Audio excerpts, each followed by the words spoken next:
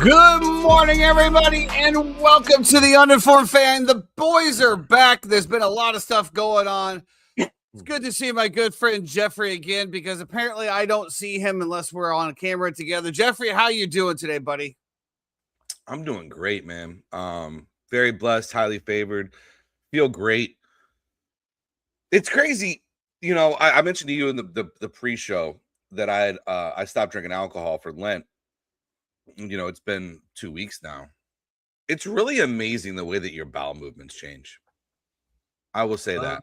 Healthier? Not as stringy? Immaculate.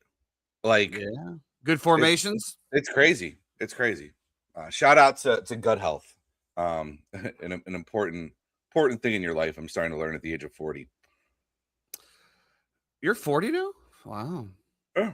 I don't know why I thought you were younger. And don't get me wrong, it's not that I'm not going back to drinking. I mean, I am definitely going back to drinking. This was just a little reset that I had for a couple weeks to just, challenge yourself and see if you can do it, Yeah, I decided to give up sweets. And honestly, I looked at my wife the other day because I don't know. I guess I thought that I started at the beginning of February, but I was like, hey, we're almost done with this, right? She goes, no, you got to go to like April 2nd. And I'm like, wow. So I'm going back and forth on whether I'm going to hit it my 30 days, right? And just be like, boom, I hit 30 days, I'm done. The one thing I got to do 40. Well, it's supposed to be 40 days and 40 nights is what you're supposed to do for Lent. But the 30 days, for me at least, because I started a few days early, would actually land on St. Patrick's Day. So, however, I do work. Yeah, see, I can drink and say, I mean, do you really need to go out on St. Patrick's Day, though? Do we need a reason? I tell these people all the time, for those that aren't in what for the people that don't work in the food industry, like New Year's Eve, all this other stuff, like it's really just amateur night. Like we go on a random Tuesday, or at least we used to. Right. But yeah, let's get it on. Welcome in, everybody. Justice, TJ, Lee Roberts, welcome in, everybody. Let's get it on. Yeah, exactly. Who said it's just like another excuse for Americans to drink. A lot of stuff going on in NFL news. like who celebrates St. Patrick's Day? Like you every year of your life and until you got old. Nobody actually celebrates St. Patrick's Day. No, let me ask you this. Every time that you've been out to St. Patrick's Day, have you like cheered somebody like, hey, St. Patrick, woo? Nah, it's just a reason to drink, dude. Just a reason to drink. TJ, stop acting like back when you had spiky hair and we're young and cool, that you weren't out there with some green beads on. For those of you who don't know, TJ back in the day looked like another member of NSYNC or the Backstreet Boys, 100%. Or maybe 98 Degrees. What was it? What was the really O-Town? O-Town. Don't even give him O-Town. He was more like LFO. I got that. Abercrombie and Fitch, puka shell necklace. Probably shopped a lot at Hollister back in the day. One of those things. I think a lot of people are feeling attacked right now, Jeffrey. You never shopped at Hollister? Well, let's get into it. NFL news coming out. Before we get into the combine, we do have some transactional things happening around the NFL. We're going to start off with the breaking news. Yes, absolutely. Now that you say that, I just lost my spot. Let's see here. Yeah, but I lost the actual breaking news here on the Uninformed Fan. The Kansas City Chiefs and the LA Rams. Marcus, welcome in, my man. Welcome in. The Rams are getting cornerback Trent McDuffie, and the Chiefs are receiving a king's ransom. They're going to get the Rams' first-round pick of this year, fifth-round pick of this year, sixth-round pick of this year, and a 2027 third-round pick. Now, that is a lot.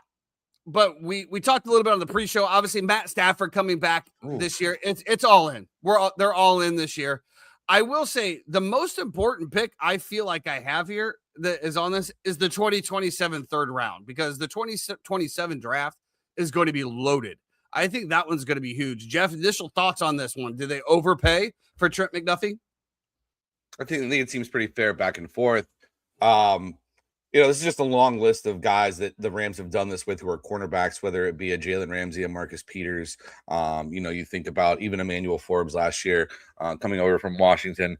This just seems to be kind of the MO for the Rams, which is that you go in, you try to get a veteran corner, shore things up on the back end. This is a huge pickup. McDuffie's considered one of the best cornerbacks in the entire league. I think from the Chiefs' perspective, it reminds me a lot of the Max Crosby thing. You need so much help in so many different places that you can't afford to have this one asset that is worth so much in this one spot. So you got to kind of pick and choose your battles here. Same thing like we talked about, maybe a month ago when we were talking about Max Crosby. It just seems like the Rams need so much that to have the luxury of keeping a guy like Max Crosby for what you need to fill in around everything just seems like too much. So I think that's kind of where the Chiefs found themselves out here as well, too. I like the trade for the Rams. Great move for the Chiefs. I mean, I think it's a great move for both, right? I think, if you're the Rams, you look at, what kind of killed you. The defense was definitely the Achilles heel. You can say whatever you want. They got great pass rush, but the corner situation needed to be addressed a little bit. This is automatically shores that up. I guess they probably did their draft evaluations and figured that this was the best thing they were going to get. So I would agree. And, just goes to solidify the point of this year's draft class is garbage, because you got to think about it. There's 7 rounds in the draft and they gave up almost half of their picks for this one player. And I think that's going to be the sentiment going around the NFL when it comes to this draft. It's just eh. I think it's going to be something. I agree. I mean, even watching the combine, I don't think anybody really jumped off the tape to you unless you're going to talk about Sonny Styles or some of the Ohio State kids. You can see 4 of them getting drafted in the top 10. They are unbelievable, freak, crazy, amazing athletes. And so, I think that this is a down draft, no matter how you want to chop it up, for sure. Can we also say that the Super Bowl is in SoFi Stadium this year? How does California get back-to-back Super Bowls? Damn Democrats. Let's get into it. NFL franchise tags were being passed around like candy. Or were they? Breece Hall gets the first one, Jeff, out of the New York Jets. Breece Hall gets tagged with the franchise tag here. I don't really think that this was a surprise. I think that was something that they needed to do. Breece Hall has proved himself year over year. I think he's going to be a good addition. I'm looking at the Kansas City Chiefs here. And you did not want to give up a 3rd round pick for this guy. And now he's being franchise tag. You wanted to do a 4th round pick, which we all thought Breece Hall and the Kansas City Chiefs last year would have definitely elevated to give him a little bit more of a shot to compete. Obviously, Mahomes goes down. The whole thing kind of plays out anyway. But I thought that could have been their long-term solution. Now they're looking at, I think they're picking 9. Obviously, Jeremiah Love is on their radar. A lot of people thought that Jeremiah Love was going to fall to Kansas City at 9. But Jeremiah Love, I do believe, is probably the best player in the draft. I don't think he makes it that far. So the Chiefs are going to have to work up some other magic. Maybe that's why they're stockpiling some of these picks, Jeff, to possibly move up in the draft to get Jeremiah Love to solidify that backfield for Patrick Mahomes and the Kansas City Chiefs. Yeah, it could be. I guess my initial thoughts are now when you extrapolate this trade out and you're thinking about it, okay, well, they wanted to give up a 4th, obviously. The Jets wanted a 3rd round pick for him when they were doing the fire sale. And now you turn around and you look at it and you say, well, they would have had to give up a 3rd round pick and they're going to have to franchise tag him, possibly sign him to a long-term deal. Maybe from their point of view, they just didn't think the value was there. And that was the line in the sand they had to draw, was a 3rd round plus giving up $18 or $19 million a year for the next 4 years. Maybe it was just not what they wanted in their cards. So, yeah, I mean, I understand it. I don't think there's egg on the face of the Chiefs, especially hindsight's always 2020. Now that you know that Mahomes went down and got injured, where would you have been with that? Would you have even franchise tagged Breece Hall this year, knowing that next year might be a rebuilding year as well? So there's a lot of factors at play, I guess. So as we literally talk about this gives them the ammunition to move up to get Jeremiah Love. Yeah, I mean, now you can have Love on a rookie contract for multiple years, and then you make a decision after that whether to go sign him or not.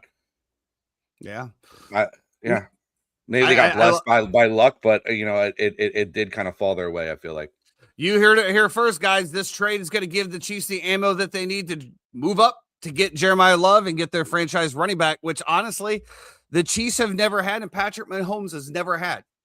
I mean, can we say that? Can I say that? Is that uninformed? I don't think it's only Jeremiah Love. I think there's some other guys that are out there as well, too.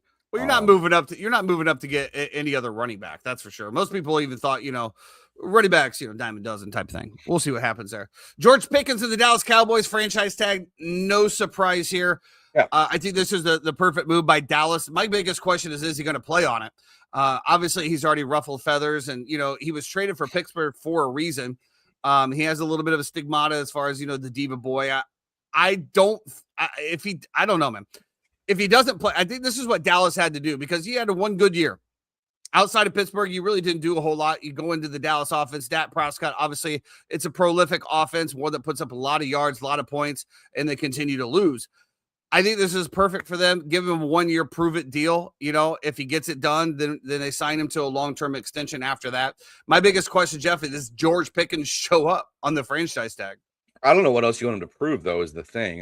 He's proved it the past few years playing with Russell Wilson at quarterback, and then last year when he actually had Dak, he had career season. So, let's be honest. I think we all know George Pickens' talent. I would have no problem giving him 3 years and maybe $25 million per, maybe closer to 30 per. This is only his second 1,000-yard season. I know that they just Jeremy was just saying they reworked a couple different contracts, Dak, CD, Smith, all to kind of get under the cap and make sure that they get there.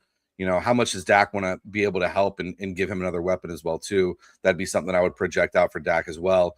I think it's great. I love having two really good wide receivers on your team. It's why I think it's very interesting what the Giants are going to do coming up in this draft as well too. I touched on a little bit with TJ yesterday, but I could see like Carnell Tate maybe working in there a little bit as well. You give him another weapon, another guy for if Malik Neighbors goes down, that Jackson Dart has somebody to throw to, and it's not just Wan'Dale Robinson out there, running short routes and occasionally Who's hitting also one a free agent, by the way. So, but what I'm saying is that you don't. That Wan'Dale Robinson type. I got exactly. Not necessarily Wan'Dale Robinson himself. So, a lot of question marks that we have going around. Where does Harbaugh want to make his first pick with the Giants as well too? Very interesting. But I think in the case of that division as well, this is what I was saying. If you look at it, there's definitely good wideouts that are there, right? You look at McLaurin and Debo for even the Commanders. You look at Devontae Smith and A.J. Brown. Who knows what's going to happen with that situation going forward, but that's a great tandem as well, too. Now you look at Pickens and CD over in Dallas. What do you have to show for yourself over in New York? It's kind of an Puka arms Adams. race. Not to, no pun intended, it is an arms race right now to try to be able to get the best weapons that you can. So, yeah. We'll see what happens there. Kyle Pitts tagged out of Atlanta. Not surprised here again. Good year. Finally shows up. I honestly wish Major League Baseball could go to the franchise tag. I really do, because I'm so sick and tired of seeing a Major League Baseball that they suck for 4 years, and on the 5th year they have a great year. Of course, is their contract year, and they bury a franchise with the egregious amount of money that they must be paid. I love the franchise tag. Prove it to me one more time. If you're there, I got you. I disagree. I think they have so much control over the player already in baseball. You look at even what the Cubs did. Remember with Chris Bryant? They're all guaranteed money. Can I finish my thought, please? No. Okay. You look even what the Cubs did a couple of years ago with Chris Bryant that we were talking about, where they kept him down for a certain period of time to be able to have an extra year of control over him. You have arbitration hearings where guys are able to get their money based off their market value as well too. So I kind of disagree with you when it comes to that, and I'll give you a little bit of pushback on it. The franchise tag in itself, I agree, it needs to be tweaked a little bit. But I would just be surprised if some of these guys are especially Kyle Pitts. How are you not able to come to an agreement with Kyle Pitts, who's had one good year, who people were basically writing off? His good year wasn't even really with Penix. It was with Kirk Cousins at the end of the year. He went absolutely nuts. Now Kirk is not going to be on the team probably. He's being moved. They're going to commit to Penix fully, which is crazy to me with a guy who's got the injury history that he does, that you don't have your insurance policy that's already signed to your team. Neither here nor there, but now you can't come to an agreement with Kyle Pitts. How much money does Kyle Pitts want? And now he's going to play on a 1-year deal under a franchise tag, which is what's the franchise tag for tight ends? 15? I don't know. Maybe it's not that much. But it just seems crazy to me that you can't get something done with a guy like Pitts, who you stuck by the entire time. 15 on the head. Yeah, so to me, it's like, get something done. especially even maybe just below 15, right? Maybe you give him 4 years and you give him 14 per, because we know the cap's going to go up, and we know that, the way that things are projecting now, I mean, what's $300 something million this year, it'll continue to grow and continue to rise. So yeah, really weird to me with that organization in Atlanta. Well, yeah, I like it. Michael Penis Jr. I like it. Yeah, I think that's absolutely crazy. You're absolutely right. George Kittle and Trey McBride obviously holding the top there, tight ends at 19. Kyle Pitts will fall into like 5th, which is, it's kind of crazy that you're going to do that. Now, again, just because they franchise tag a player does not mean that they can't get a deal done. This is just something that kind of hold them in place. But I don't. You didn't get a deal done first, because if you did, you could have franchised somebody else. Yeah, but who else do they have? To me, again, I think this is a great move by the Atlanta Falcons, because to your point, Kyle Pitts has done absolutely nothing up until this year, and now they're going to change coaches again. Kevin Stefanski coming in, so a little bit more of a prolific offense. Mine maybe, I don't know. We'll see. But you also right. But who's going to be throwing in the ball? Yeah. And you also lost your first round pick because you traded it to the Rams this year to get James Pierce Jr., who literally just ended his career by chasing around his WNBA girlfriend, what was that, 2 or 3 months ago, going to a police station, getting arrested, going crazy. His career is over. And you literally just James Pierce Jr. You don't know this story?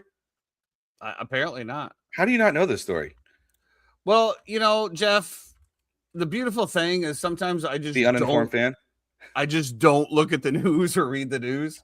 Let's see here. Arrest details. Oh, this is gonna be a video. I don't want to watch this.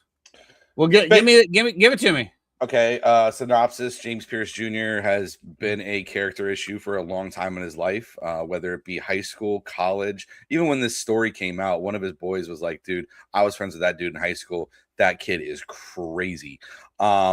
Long story short, he's dating a very well-known WNBA basketball player in Atlanta as he got drafted. Names. Jeff. They traded up. They gave up a first-round pick to trade up into the first round to get James Pierce Jr. to bring him in. He has an incredible rookie season this year. Season's over. He ends up chasing down the girlfriend who broke up with him, stalking her. Eventually, Rakia Johnson. Correct. Eventually, Rakia Jackson. Eventually, she decides that she's going to drive to a police station. He wrecks his car. I believe he had a Urus. Wrecks his Urus into her car to try to stop her from doing that. Going crazy. I believe he got a failure to comply with law enforcement. Well, here it is, Jeffrey. He's got 2 counts of aggravated battery with a deadly weapon, aggravated stalking, fleeing and eluding police, and aggravated battery on a law enforcement officer. The Leo one is the tough one. That the aggravated battery on a law enforcement, on a Leo, we call it Leo. If you're in jail, but that is a tough one, because this is my favorite thing about the article here, though, Jeffrey. Defense. His attorney maintains his innocence. Yeah, we have you on video on the entire thing. Tough one. He's wrongfully accused. A little bit of a tough one, not gonna lie. Homie is cooked. The Falcons are cooked. Oh man, dude. Whatever though. Hey man, at least you guys beat the Saints in week 18 to hold the Bucs out of the playoffs and let the Panthers win the division. Congratulations to the Atlanta fucking Falcons. Man, JJ will make you do some crazy things, huh? Crazy. Must be caramel in that. Daniel Jones also getting a tag, but not the franchise tag. They do say it's warmer. He's getting the transition tag.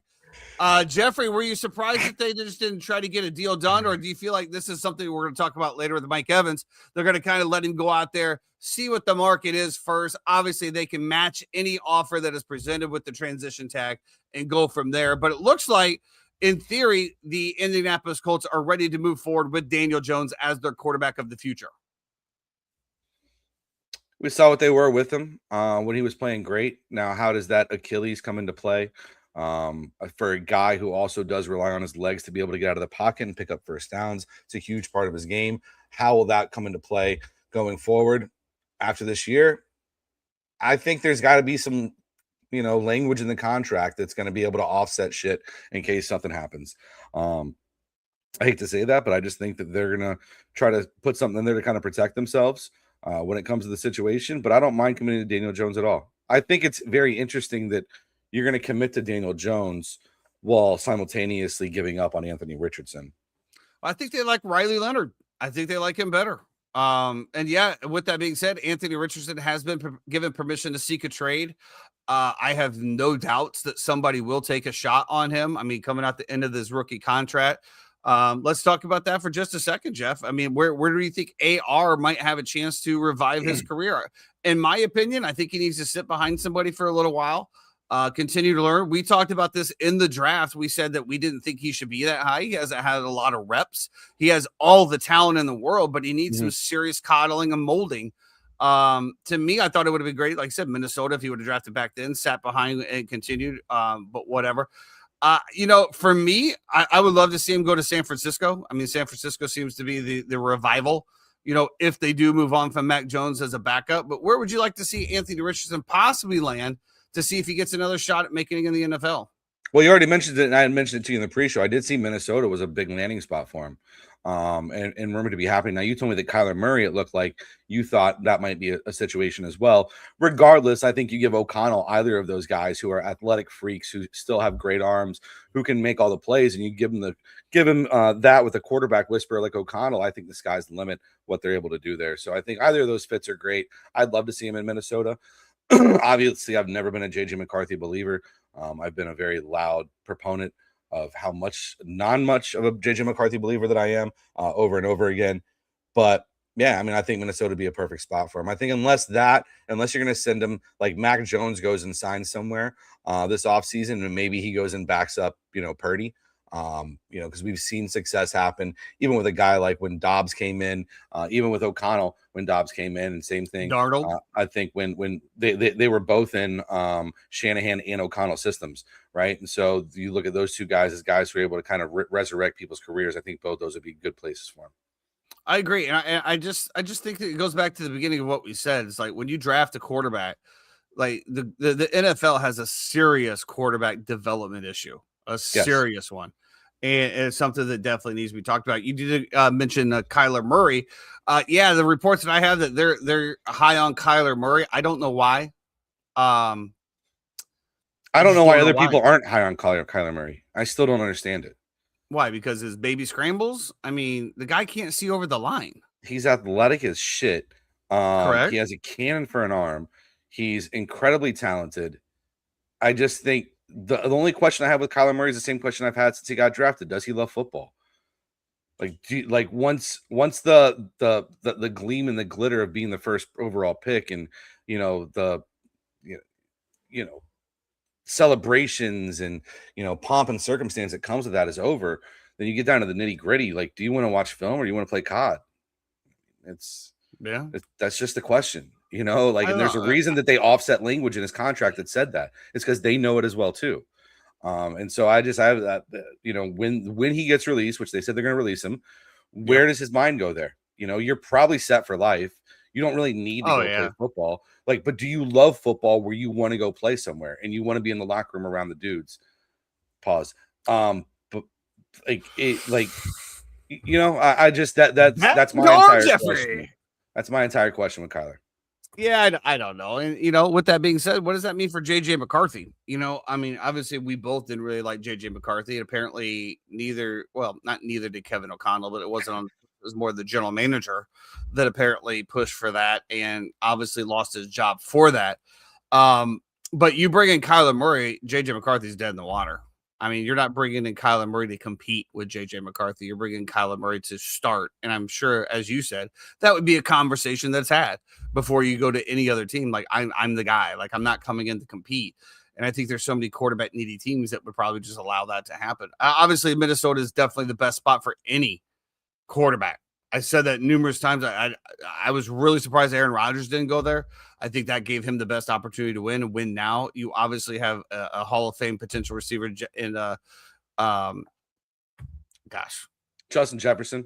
To go along with Jordan Addison, to go along with TJ Hawkinson, to go along with back to go along with Jordan Naylor. Rest in peace, Rondell Moore. And I mean, I guess that's still at the end of the day. You can't rule out that Rodgers could go to Minnesota. That is true. I mean, to me, I think that would be the best thing for Minnesota. Honestly, give JJ a year behind Aaron, but again, how much tutelage is he going to get under Aaron? I don't know. We'll see what happens. A good thing it's not my team. Honestly, I hope they get a shit quarterback so they don't compete. How about that? Not tagged, Jeff. Trey Henderson out of the Cincinnati Bengals. I don't think this was any surprise here that they did not tag him. They had a little contract dispute last year. He held out.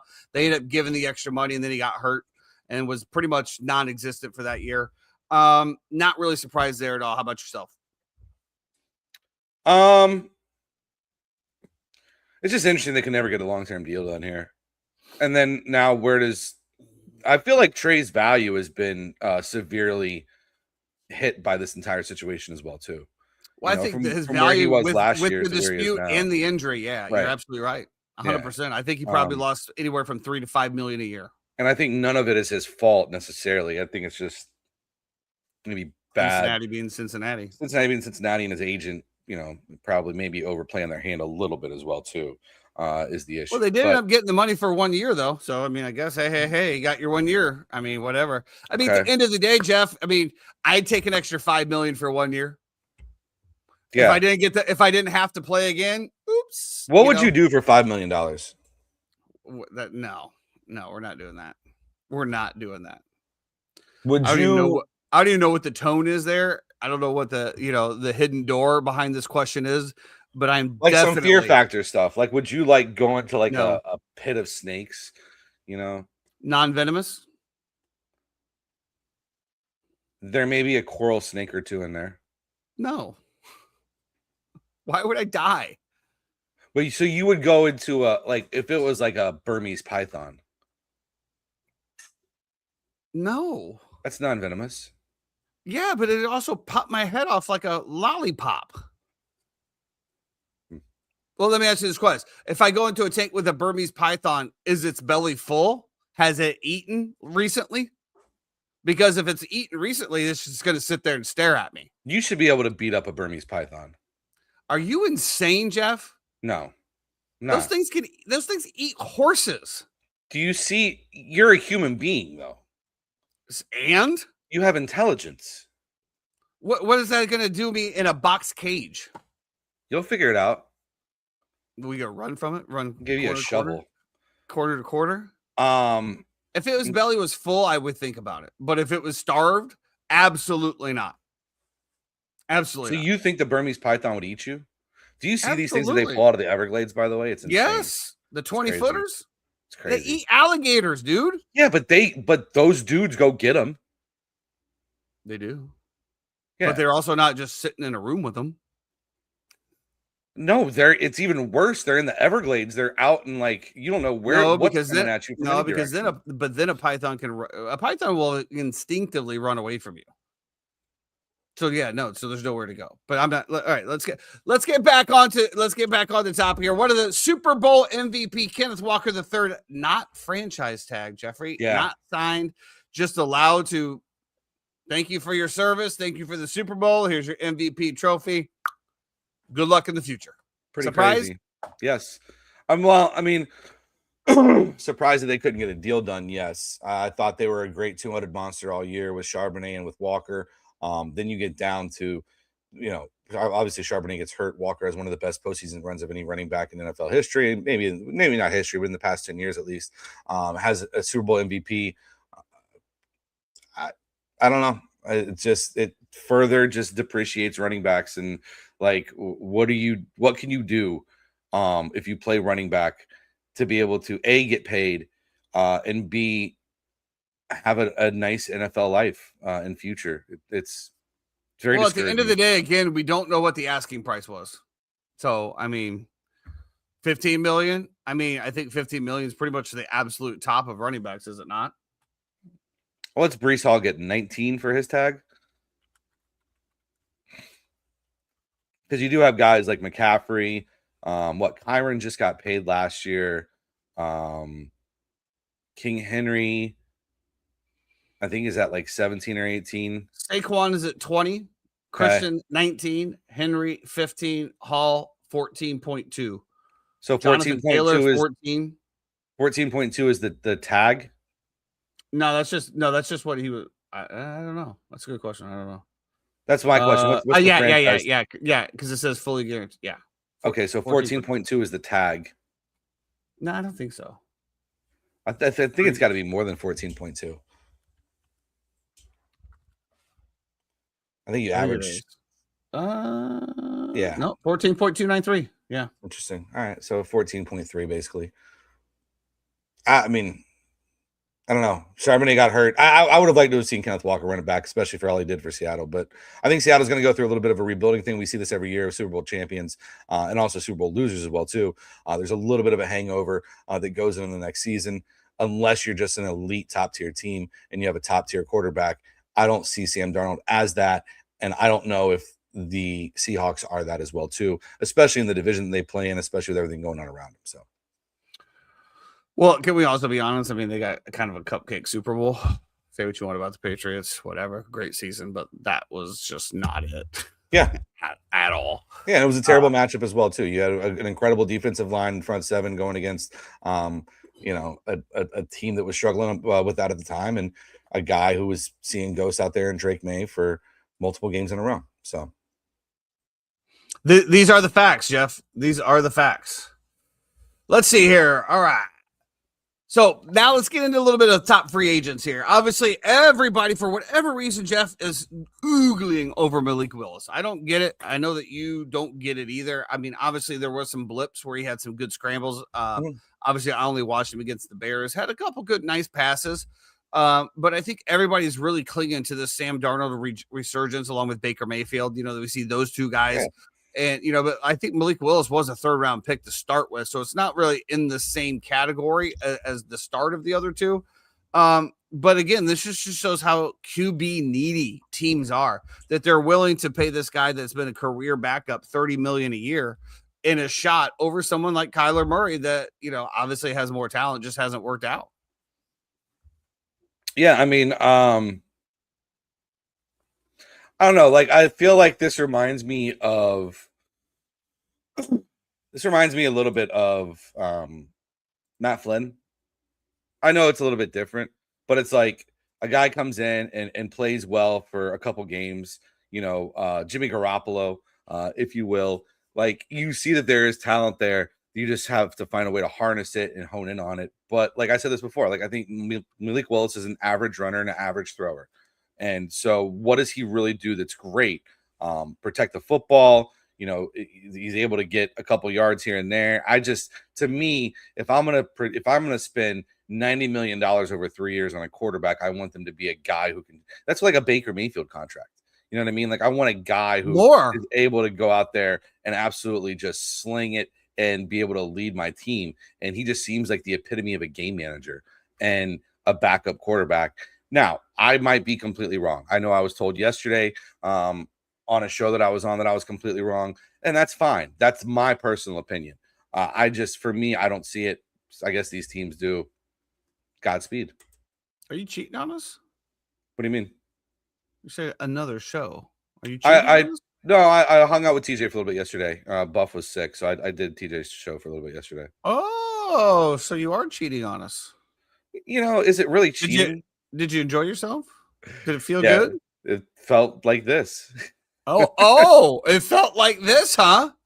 Wow. No loyalty to the home show.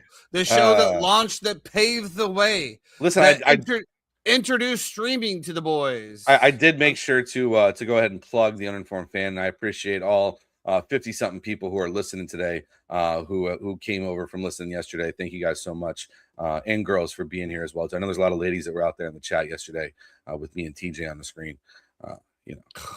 Appreciate y'all.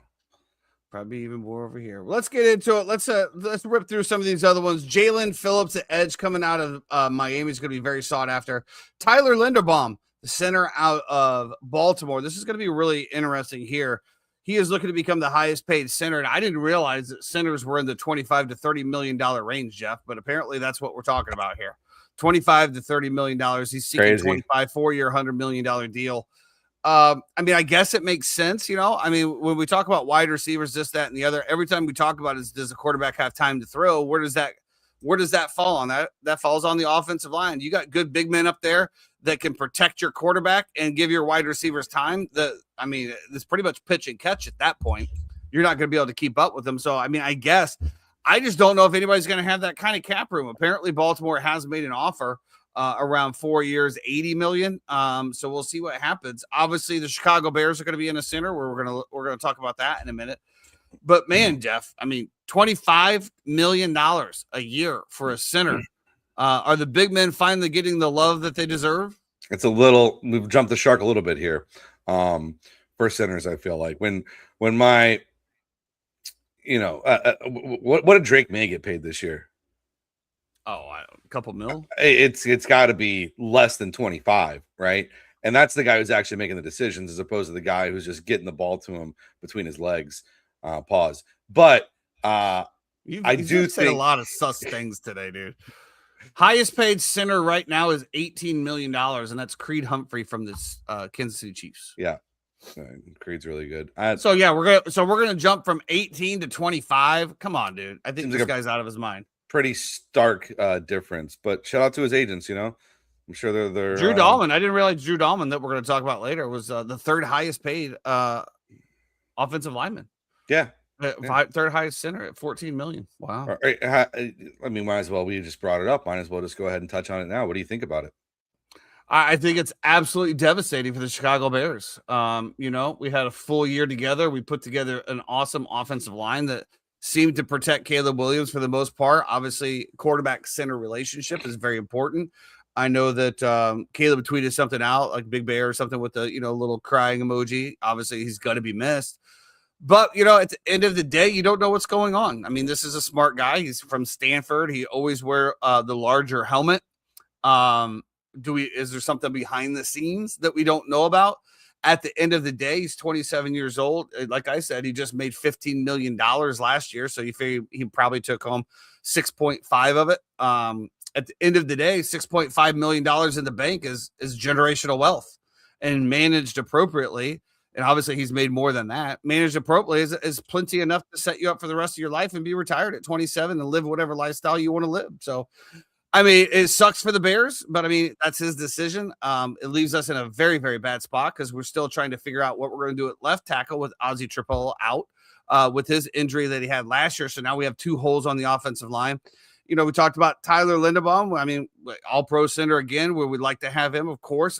If they pay him $25 million a year, though, I think that, I'm going to have an issue with that. I think there's plenty of other things that you need to do. So I don't know. I don't know what's in the draft. I don't know what's up. At the end of the day, I trust Ben Johnson and Ryan Poles to try to make a good decision. If we've learned anything over the first year with Ben Johnson, the way they filled that offensive line and what they did, they definitely did the right things. And, out of the Bears camp, Caleb Williams said they want to be the highest scoring offense ever to, compete against Peyton Manning and the Denver Broncos. So I'm sure they're going to find somebody. I don't know.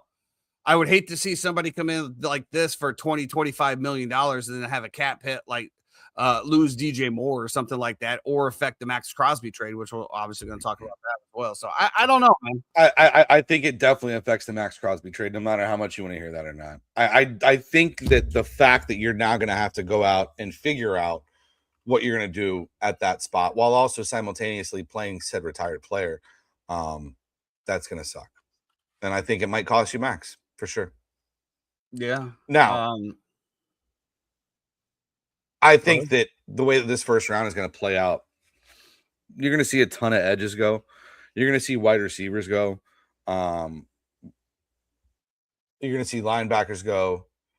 I think there's going to be a part of it where the market stunts enough to where you're going to find yourself a great offensive lineman with your pick this year. So I would kind of bank on that.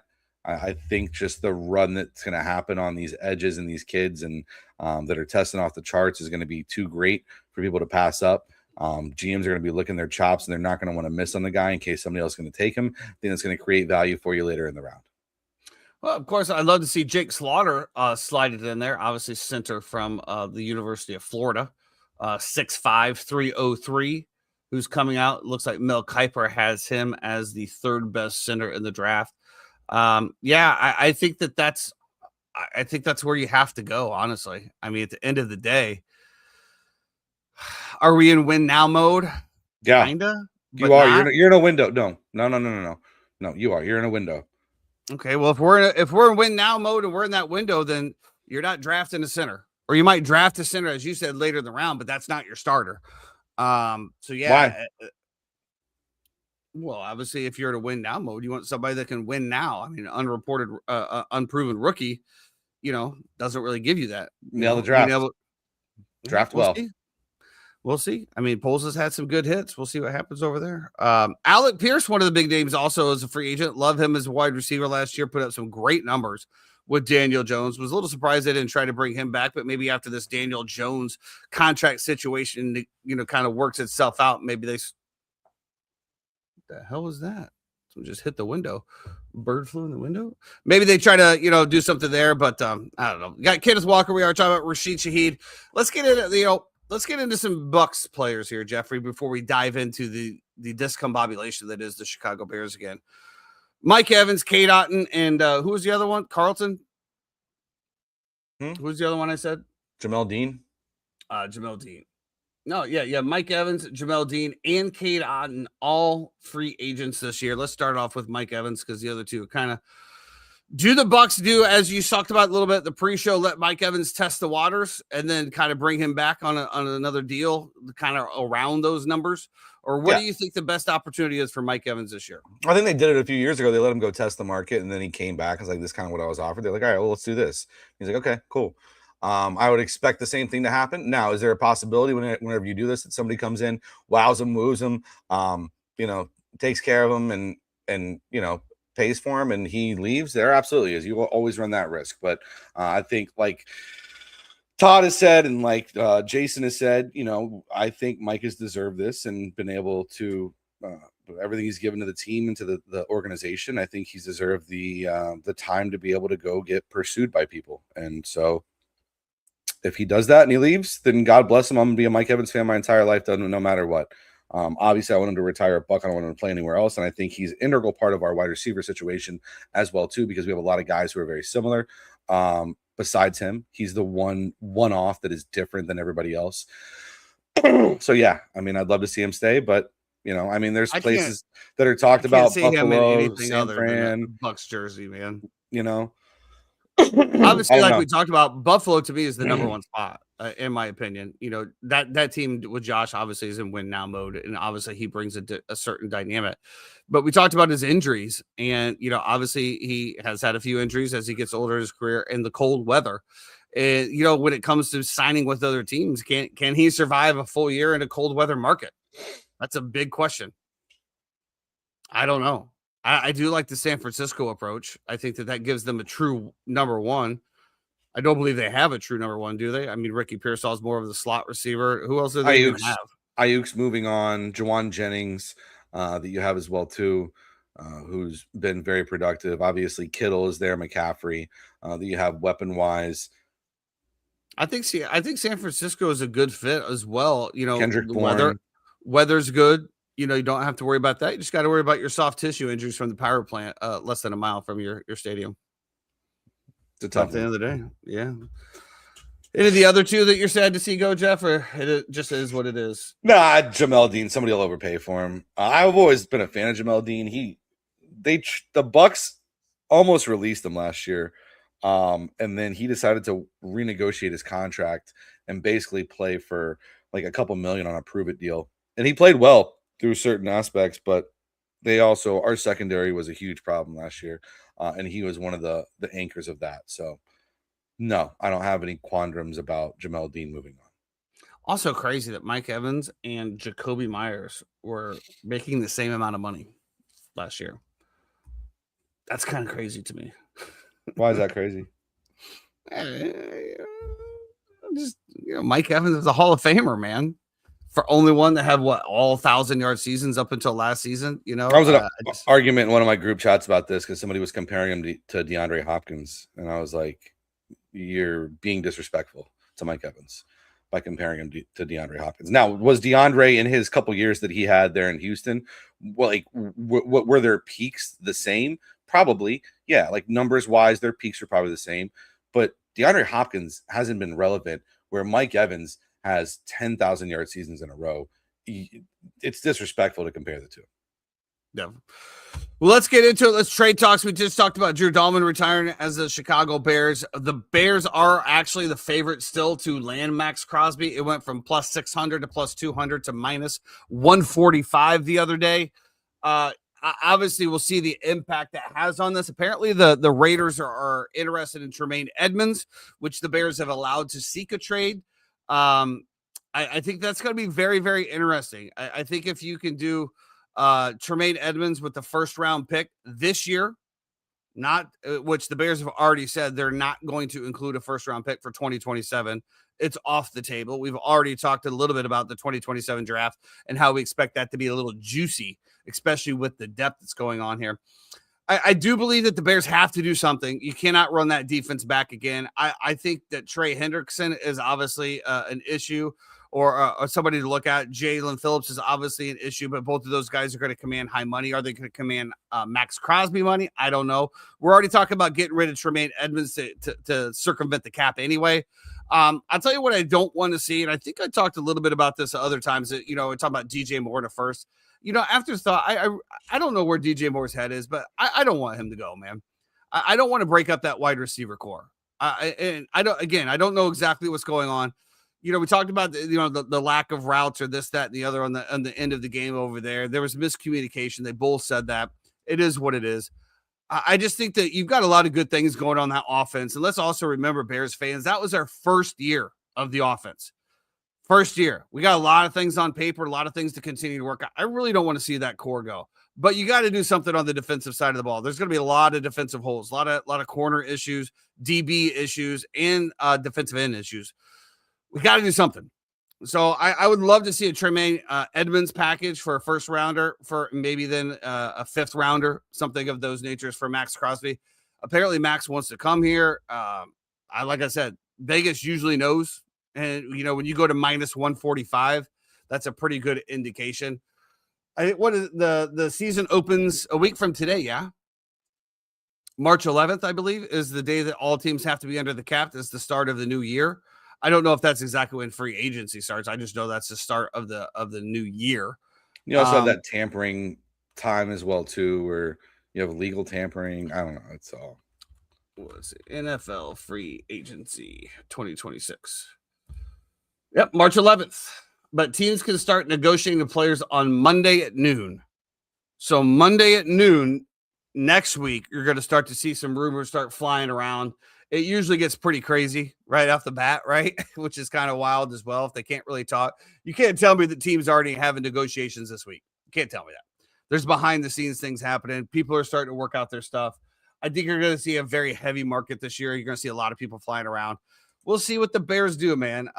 Would Max Crosby be great on the Chicago Bears? Absolutely. Put him opposite DeAndre Sweat, Jermaine Dexter. I think that plugs a lot of the issues that we had with that defensive line, because all you got to do is chip shot Sweat. There was really nobody else. Booker started to come along a little bit there at the end. He put all three of them together. Who knows what's going to happen? But we need corner help. Who knows if Jalen Johnson, Deshaun Wright looks like he's going to get overpaid to go somewhere else. So he's probably gone. Is Tyreek Stevenson going to pull his head out of his ass? A lot of questions on that defensive side of the football. But definitely would love to see Max Crosby in a Chicago Bears uniform. My biggest question, again, as we talked about, how bad does the Drew Dalman retirement affect their ability to go get him? Yeah, we'll see how it plays out, but I think it's going to be pretty massive. Let's stick with the Chicago Bears here for a second. There's been a lot of rumblings over the weeks about the Chicago Bears new stadium. You heard me talk about it weeks ago when the pricing plan came out. And of course, now the Indiana has put legislation on the board to lure the Bears away. I came out to this first time when we talked about the Chicago Bears. First of all, I think that the price tags are absolutely egregious. I know that there's like 28 out of the 32 or 26 out of the 32 teams that have NFL PSL licenses now. It's just another way to gouge the fans. I think it's absolutely egregious. I was talking to cousin Clay about this, and I talked about it. I said, if the Bears leave Illinois and Chicago, every politician should be fired. And, that was my initial reaction. Hey, Goofy, man, what's going on, buddy? That was my initial reaction. Now, I took a little step back. That was just my initial fan reaction, right? How dare they? And then I started thinking about it. And if you're an NFL owner and you are too damn poor to build a stadium, to not have to have taxes raised throughout the state, to not have to get state funding, then sell the damn team. Sell the damn team. If you're that poor to where you have to try to build a stadium to host a Super Bowl, other events, because you can't afford the daily life of an NFL ownership, and let's be honest, the McCaskies are absolutely at the bottom. Absolutely at the bottom. It's been in the family for generations. I don't know what they've done with the money that they've gotten throughout of it. But the fact is, first of all, if they go to Indiana to get some kind of sweetheart deal so they don't have to get more money out of the governments and all this, sell the damn team, man. I'm so sick of this shit. It's a $1 billion franchise, probably valued around $10 billion. And it's the same shit as NIL. You have to turn around to the fans and say, hey, we can't build you a stadium in Chicago. We can't do this in Chicago. We can't do this in Arlington Heights unless the government gives us $600 million and this, that, and the other. Otherwise, we just can't do that for you guys. Sorry about that, but continue to pay your $50,000 a year PSL license, all this, that, and the other. I've gotten really sour, Jeffrey. I've gotten really, really sour on it. And to me, I think I've also come to the conclusion that I don't even want Bears tickets anymore. I don't want to continue contributing to the machine. I think I'm out. I think I'm going to be a paper fan, Jeff. Welcome. Is there room for me in your paper fandom? Welcome. It's a pleasure to be here. I just don't understand it, man. Like I do understand certain aspects of it though, right? So I do also believe if you build a stadium in Arlington Heights, right? So you already own the land. Let's just say that you're paying $100,000 in property taxes, right? For the vacant land. Okay. And then you build all of this stuff. And then they want to charge you $50 million a year in property taxes because you improved the land. I don't agree with that one bit. So that part of the legislation I agree with as far as, hey, no. Like, we're going to do all of this. We're going to shoot billions of dollars into the economy. It's going to be a $1.8 billion stadium, which they've already said that they will completely do on their own. But what right does that give the government then to say, okay, well, now you owe us $100 million a year in property taxes? It's just, that's the part I don't understand. That's the part that really pisses me off about politics. But at the end of the day, if you guys can't do it on your own without raising taxes, I mean, there's talked about 20% property taxes being raised in Illinois, this, that, and the other. Everywhere you go, that doesn't apply just to the Chicago Bears. That applies to every stadium. And if you look at it, a lot of them do it. They raise taxes in order to pay for it. I don't agree with it at all, Jeff. End of rant. And scene. All right, we got about 2.5 minutes to wrap some other stuff up here. What do you want to move on to? The boys brought home gold in Canada, taking down the evil empire of the North, Jeffrey. Fuck you, Justin Trudeau. Ha, ha, ha. Some great memes coming out of the eagle, pinning the goose. Oh, that was a good one. That was a good one. I loved it. I think the White House put that one out. White House taking some flack here because their social media team is on fire, but also like people don't want them to use their music or videos or whatever it is in some of these things. So Kesha, because they I don't think it's just Kesha. I think there's a litany of different things that they've used that people have not been okay with, but what it is. Because they showed them blowing up something and this place is about to blow. Give me a break, bro. Amazing job by both teams. Shout out to the US of A hockey in terms of both women and men, and also shout out to both of them for the way that they handled the entire situation afterwards as well too. It sucks that we have to talk about this, but we do. I thought that both teams handled it with the utmost of class. I thought their answers to everything were contrite to the point and heartfelt. And I think a story that tried to get spun out of control, that they allowed them to celebrate for 5 minutes before trying to tear them down as misogynistic assholes who hate women, I thought got spun right back into it. And I thought it was fantastic the way that both teams handled it. There are certain God-given rights that you are guaranteed by the Constitution of this amazing country that we live in. One of them is freedom of speech. The fact that they were both invited to the White House and to the State of the Union, the women, it is complete within their right to say that we cannot go. We appreciate the invite. The men is. And it wasn't because they just didn't want to go. They said they had scheduling conflicts. They said they had scheduling conflicts, which if they did it or they didn't, it's whatever. I don't give a flying you know what either way. The men wanted to go. They were coming off of a huge emotional moment that just really defined the way that this series has gone with Canada in the past couple years. And I thought the way that everybody handled it in terms of answers and just everything was done with the utmost of class. And shout out to Jack Hughes. Not only him, but shout out to his mother who raised those kids unbelievably. The fact that they asked Jack Hughes the question, what's the one thing you're thinking about as soon as you score the goal? And he immediately says, I was thinking about the girl who scored for Canada. We were literally in the cafeteria yesterday celebrating them. And it was just so cool. And I was so proud of them. And it just made me revert back to her.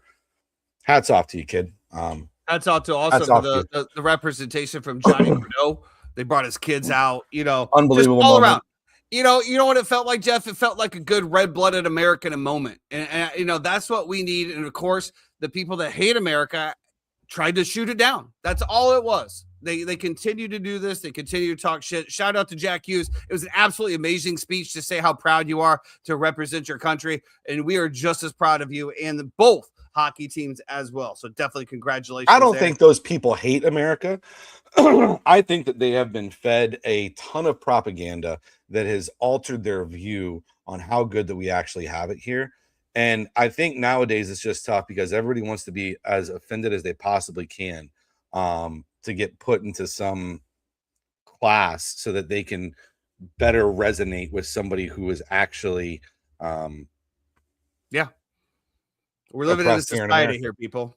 Living in a society. World Baseball Classic getting underway today, Jeff. I know you like that. I could give two shits about it. I'm more important with the MLB opening day coming up, starting to, tag in, starting to do a little research here on MLB fantasy baseball. We'll have a little bit of touch of that going on moving forward. I know Jeff doesn't play that because, he just doesn't have the time. He's a very busy man. Busy. That's not even, Jeff. It's not even it that it's just I'm a very busy man. It's that I don't have the patience for it. You check fantasy football every day. What's the difference? It's completely different. I'm not worried about it. It absolutely is. I'm checking fantasy football. May I finish? Absolutely.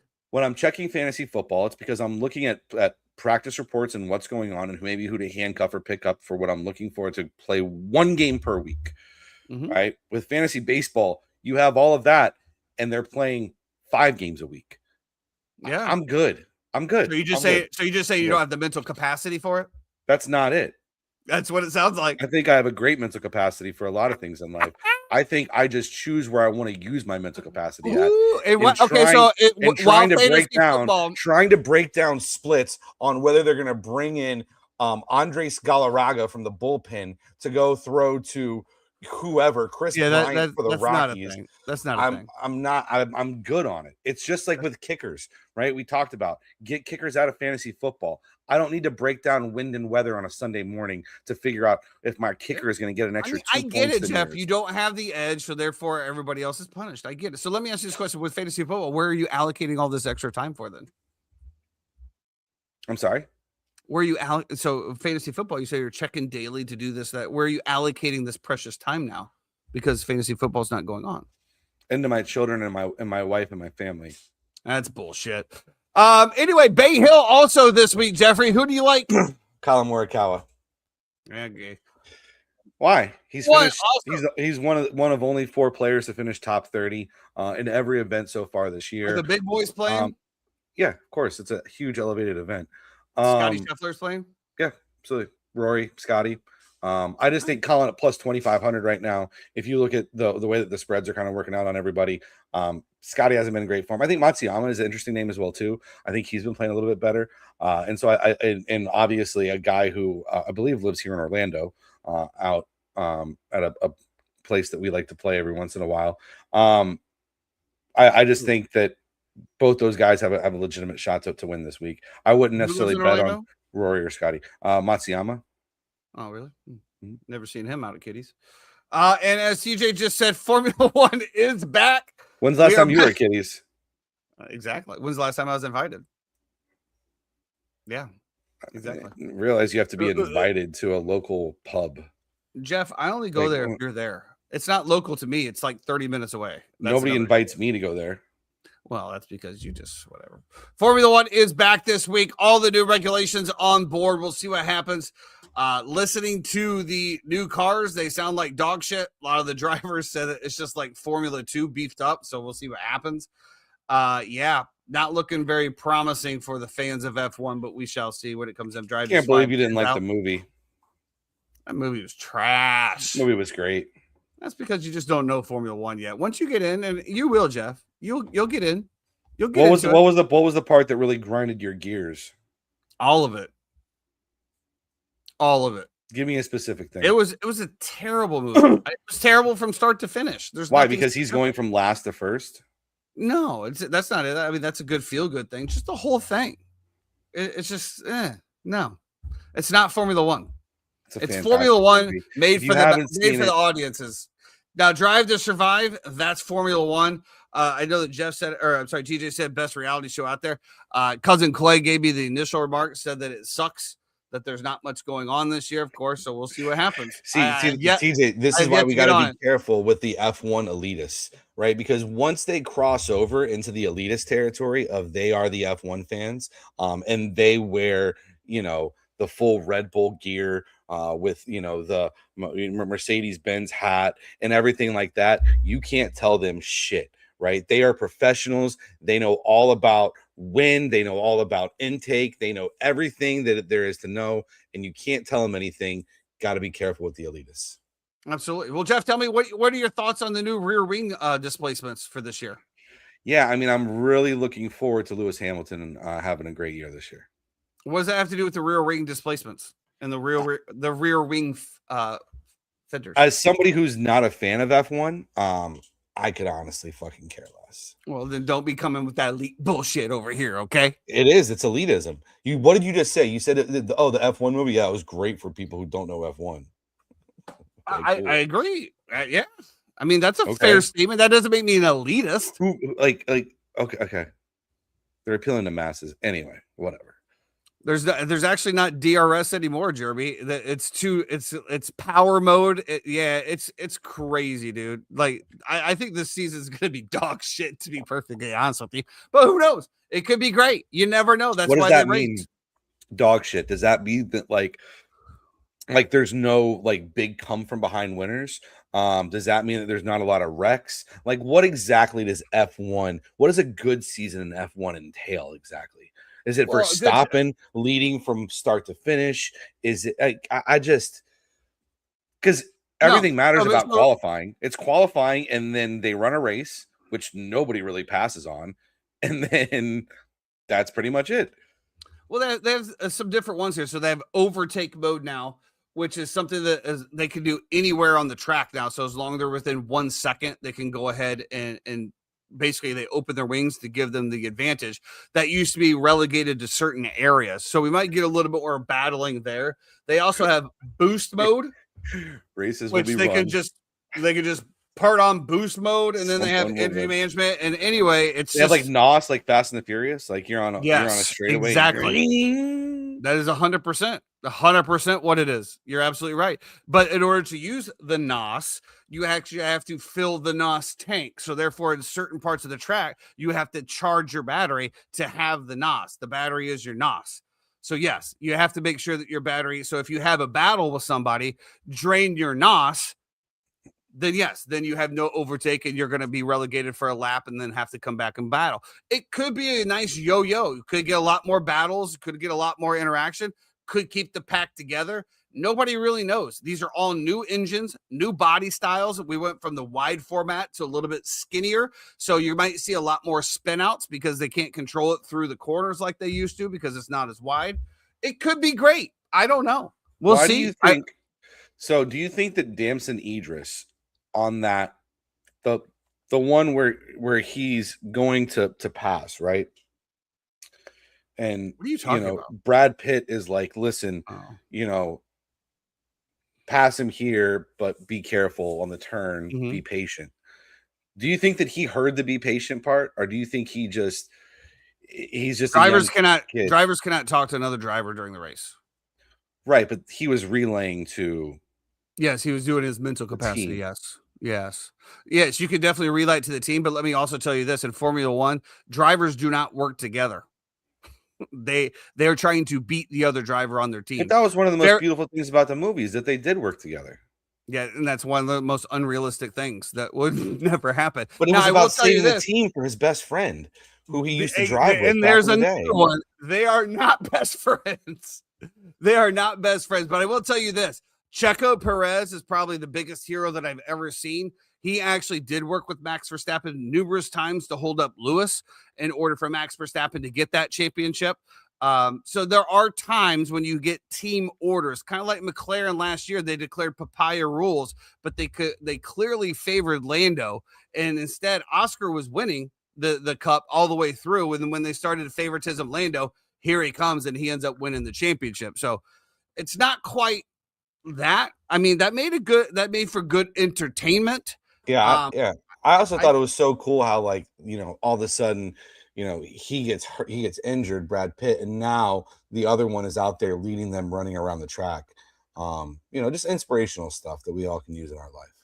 Yeah. But this is a movie that you hated, so I understand. Yeah. Did I tell you I just watched Miracle on Ice for the first time? I've never seen it. I watched it right before the Gold Game, Jeff. Highly recommend. Yeah, I know. I'm un-American, apparently. I was at my son's soccer game. They were all complaining about the rain, but Max doesn't. Max doesn't complain about the rain. Dude's a different breed. Anything to wrap us up with, Jeffrey? I don't think so. Great show today. Very, very energetic, very positive. I guess it's because we took some time, got refreshed. It just flows pretty well. Can I also just talk about how the NBA's trash, and that I saw a report that who's the guy from the Timberwolves, Anthony Edwards, that he was going to be the first in line for the next new Supermax deal, where he's going to be making $80 million a year. Mm-hmm. Unbelievable. Do you know that he's the closest thing to Jordan? No, he's phenomenal. I don't deny anyone's talent, this, that, and the other. All I'm saying is, bro, like, at what point do ticket prices become reasonable? At what point do I not have to pay $1,000 to get an NBA package, or have 5 different streaming apps that continue to suck the blood out of my wallet in order to continue to pay somebody money that I would never see in a million lifetimes? That's all I'm saying. He's clipping his toenails. It is wild, the different, like, if we were just to record what Jeremy does on a daily basis, sitting behind the scenes here, but also great job as well too, with always coming up with a witty headline, or something that he wants to put out there. I think is great as well. Jeremy, anything you got? You want to talk a little bit about Orlando City just getting absolutely rocked? Hey, dude, I will say, for the first time. I was like, oh shit, they're up 2-0, and then it was like boom, boom. I was like, oh boy, just getting their shit pushed in by Lionel. Hey, what was that with Messi going to the bench like, you want my autograph? What was that? I didn't see that. I was working that day, so I didn't get to see much of it. He looked over at the Orlando City bench. He's like, "You want an autograph?" Well, I mean, it's the first time he's ever played in Orlando. So it's like 4th year, right? 4th year. Yeah, and first time he's ever played in Orlando. Yep. He skips the game every single time, but yeah, I did not go. Ticket prices were astronomical. I mean, it's the GOAT. Yeah. I mean, it's for Orlando City. It's been a tale of two halves. First half in the opener looked crappy. Second half looked great against the Plastics. We looked great in the first half, shitty in the second half. So we just got to put together a full 90. And we're still missing Robin. He's still out right now with a foot injury, and he's a really big leader in our back line. So we're just trying to plug in some new guys. We got another new guy we might be signing That's Griezmann? in talks right now. Yep, Griezmann. So we'll see what happens. A long season. Do they still have Duncan? Yep, we do. Duncan's still out there. Yep, he's been starting. I saw a thing. I don't know why it came across my Facebook feed, but somebody from the Ruckus Club that said, that they will be flying the flags during the game, the entire game. So if you don't like it, you can't see, go screw yourself. And it was interesting, the comments that were under. Apparently, there's an anime flag that is flown in the supporter section. Yeah, I mean the flags are all different. There's all different things. I mean, it's okay. What does an anime flag have to do with Orlando City Soccer? nothing. The flags are not chosen by the team. The flags are just chosen by the person that brings them. I mean, you can have a flag. Some people like anime, man. I mean, that's their thing. They have an anime. So you're allowed to bring in a giant anime flag to block people's view that has nothing to do with the game. I mean, if you're in the supporter section, you realize that's where the flags are. You don't sit there. That was one of the comments that got a lot. He goes, I understand all the other flags, but what does the anime flag have to do with the game? Like, why is my view being blocked by an anime flag? Well, and the crazy thing is, if you're behind someone that has a flag and you can't see, guess what? That's a standing section. You can move to another area. Your choice. I just thought it was funny. Speaking of elitists, let's talk about Orlando City Soccer fans.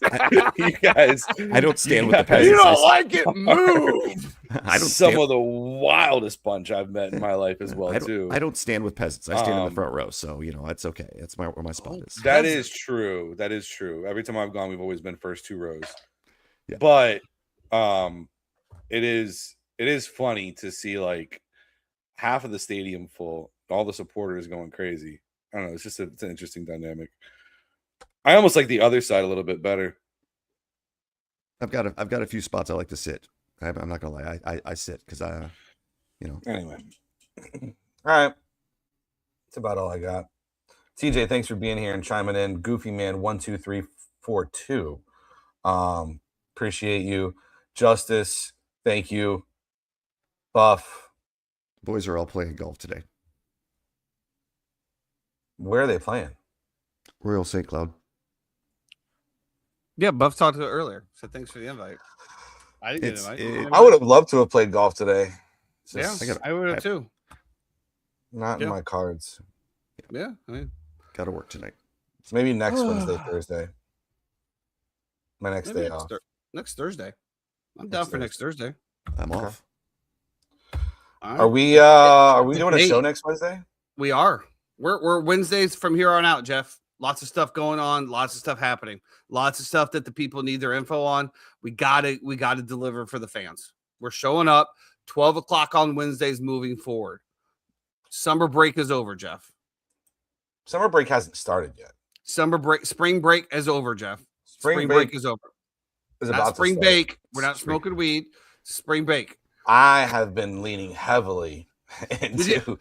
Did you see the guys that were commenting on our gravity video? Be like, dude, how much do you guys smoke? Yeah. No, I will say, like, even yesterday, right? Like, I wanted to go. They have a poker tournament at Backstage. They have on Tuesdays now. It's $200 cash. Really? So what's the buy? I was like, it's zero free. There's one tournament they play for Winner 4 take all? hours. Yeah, winner take all. So I was like, I kind of want to go play it. I don't got shit to do. So I went and played. I just drank like a 10 milligram seltzer on the way there, and then got there, sat there for 4 hours, drank 4 non-alcoholic beers, won the tournament, went straight home, went to bed. It was glorious. I was like, this is what it's like to not be hammered and to get good sleep. Can I ask a question here? What is the point of drinking a non-alcoholic beer? To be social. Okay. I mean, it's just a genuine question because beer is not, let's say, the most refreshing thing that you can drink in the world. I was listening to Jason Williams actually talk about this. Club soda, maybe a little club soda with a lime, maybe. I first of all, I hate seltzer water. I hate seltzer water. Can't stand it. You know what Tristan Tate says about that? Huh?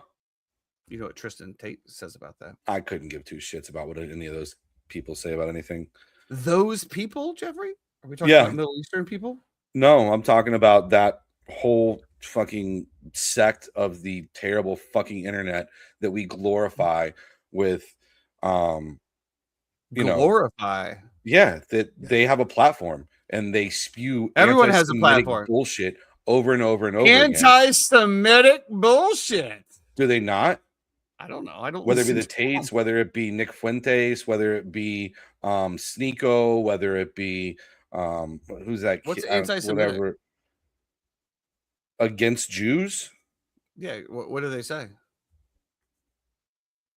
I will let you go ahead and put that out there. I'm not going to. That's giving them more clicks, Jeffrey. Those words out of my mouth. That's fine. I don't care want less. to give them more clicks. Okay, then you don't have to. I don't need to sit there and say what they're saying that I think is egregious on a podcast where it can be clipped and makes it sound like I'm the one saying it. So I'm going to stand on what I just said, which is fuck every one of those. You saw through that, huh? Yeah, exactly. So because as soon as I say what they say, he's going to StreamYard clip it, and that's going to be it. And so I'm good. I don't need to do that. All 5 of our followers would have been up in arms. That would have been the clip that gone viral, though. Jeff, you got to make a sacrifice to get us on the map, bro. Right. I think I've done a good job of some of that stuff at certain points. I don't know. The non-alcoholic beer thing is just, it's an easy kind of cope and go to. And also like people who I don't want to be like, always explain yourself to, like you can drink a non-alcoholic beer and they think that you're drinking regular beer. Now the problem comes when they start to offer you shots and they're like, oh, here, because people, they see you drinking a beer like you normally do. And they're like, oh, here's a shot. And you're like, oh, I'm actually not drinking alcohol. And they're like, wait, what are you're drinking non-alcoholic beer? Smoke and mirrors, bro. Mirrors. Yeah. Like I'm sitting there yesterday. I'm locked in, bro, playing poker for 4 hours. Everybody else is just tapering off at the end. I'm just sitting there. Everybody's a half a bottle of Fireball deep, just hilarious, like laser bro. beams. And they're like, oh man, you're playing really, really calm, patient poker. I'm like, yeah, yeah. Anyway. Well, that's going to do it for us today on the Uninformed Fan. We will see you back here on Wednesday. Hopefully, maybe sometime. Jeremy, can you do me a favor between that? Can you see if you can dive into the TikTok world and see if we can figure out how to stream live? I dug into it for like half hour this morning. I can't figure it out. I don't know if They give you access. We have access, but I can't find the stream keys. So if you can find the stream keys, that would be great. Then I can link it to StreamYard, and then we can go from there. Otherwise, we have to stream it straight from our phone. Jotting that down in his notes. I like it. That's going to do it for us today on the Uninformed Fan. I appreciate everybody coming in. The 53 people that are still in the building. I appreciate you guys. We will see you back on Wednesday with the full recap of everything that happened. By the way, in case you missed it, we bombed a couple people. We'll see how that plays out. Until then, please stay out of the left-hand lane. Be great. We're not talking about toilets, Jeffrey.